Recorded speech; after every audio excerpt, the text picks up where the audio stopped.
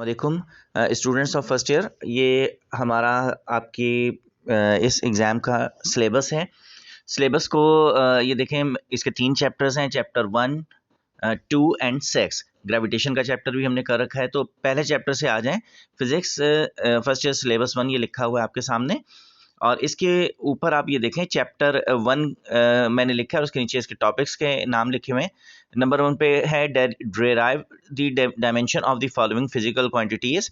इसमें acceleration, force, momentum, gravitational constant यानी capital G, area, volume, speed, work, torque, frequency, इन सब के नाम दे दिए मैंने। इनकी डायमेंशन ड्राइव करने का क्वेश्चन हो सकता है।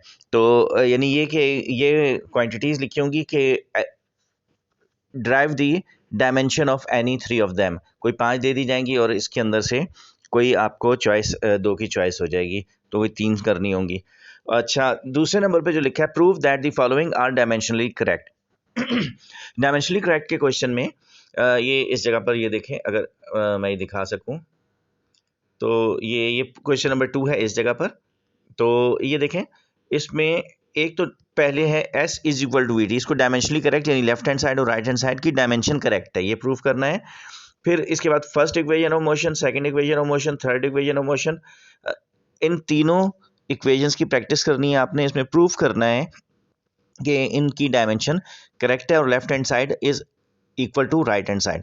इसके बाद है time period of simple pendulum. Simple pendulum का formula t is equal to 2 pi under root L over G. ये हम प्रैक्टिकल भी आजकल कर रहे हैं, इसमें आप इस फार्मूले को अच्छे से जानते हैं। इसकी डेरिवेशन मैंने आपके चैप्टर में करवा रखी है।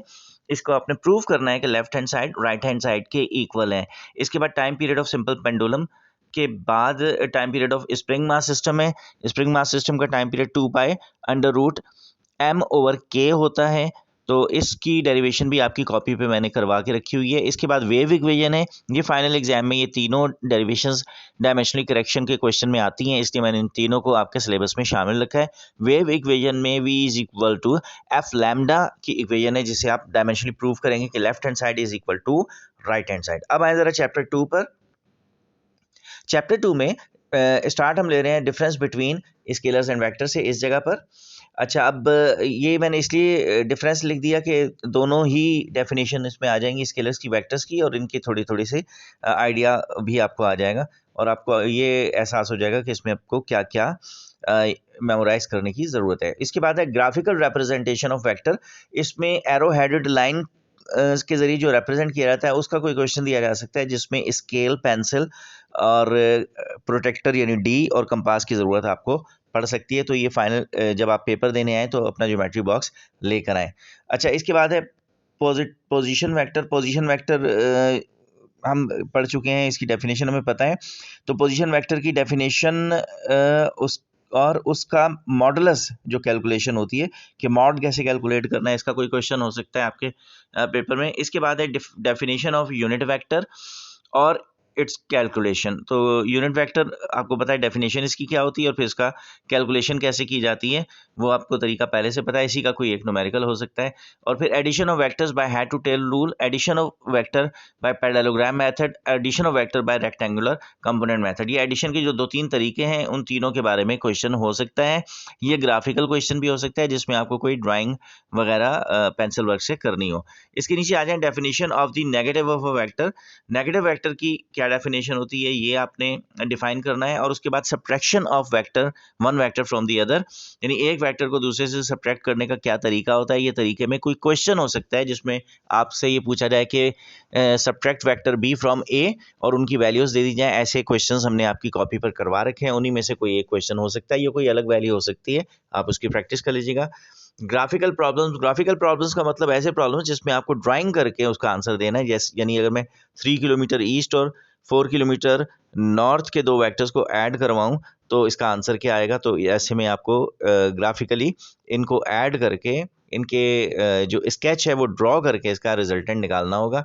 इसके लिए आपको पेंसिल स्केल की ज़रूरत पड़ सकती है। अच्छा, इसके बाद है resolution of vector. Resolution of vector की डेफिनेशन आपको पता है, इसका तरीका पता है, इसका प्रोसीजर आपको दिया जा सकता है कि how will you resolve a vector A into its component. तो ये पूरा एक टॉपिक होता है, ये आपकी कॉपी में हुआ है, उसमें से देख के कर लीजिएगा। प्रॉपर्टीज़ ऑफ वेक्टर, इसके बाद है प्रॉपर्टीज़ ऑफ वेक्टर एडिशन। दो प्रॉपर्टीज़ हैं, कम्यूटेटिव एंड एसोसिएटिव प्रॉपर्टी। ये प्रॉपर्टीज़ की आपने प्रैक्टिस करनी है, क्योंकि फाइनल एग्जाम में भी इसका क्वेश्चन होता है, तो यकीनन हम टेस्ट में भी इसकी प्रैक्टिस करेंगे। अच्छा, इसके बाद प्रॉब्लम्स हैं। प्रॉब्लम्स में एग्जाम्पल 2.1 है पेज 18 पर, और एग्जाम्पल 2.5 है पेज 31 पे। ये दो एग्जाम्पल्स करनी है। और न्यूमेरिक प्रॉब्लम्स जो बुक के एंड पर होती हैं, उसमें प्रॉब्लम नंबर 6, 7, 8, 9, 10, 11 एंड 14 जो कि एडिशन ऑफ वेक्टर से रिलेटेड हैं, ये एग्जाम्पल आपको प्रैक्टिस करनी है। अच्छा, चैप्टर 6 पर आ जाएं। चैप्टर 6 पे ग्रेविटेशन का चैप्टर है, डेफिनेशन ऑफ ग्रेविटेशन करनी है आपने। उसके बाद लॉ ऑफ ग्रेविटेशन आपको आना चाहिए। इसके बाद mass and density of earth की कैलकुलेशन आपको आनी चाहिए, जो डेरिवेशंस उसकी हुई हैं और जो उसकी कैलकुलेशन। इसके बाद variation in the value of G with altitude and depth, इसकी डेरिवेशन आपको आनी चाहिए। आगे जो वेटलेसनेस का एक पार्ट था, और जो क्या है स्पेस क्राफ्ट में आर्टिफिशियल ग्रेविटी का जो टॉपिक था, वो मैंने फ़िलहाल स्किप किए हैं।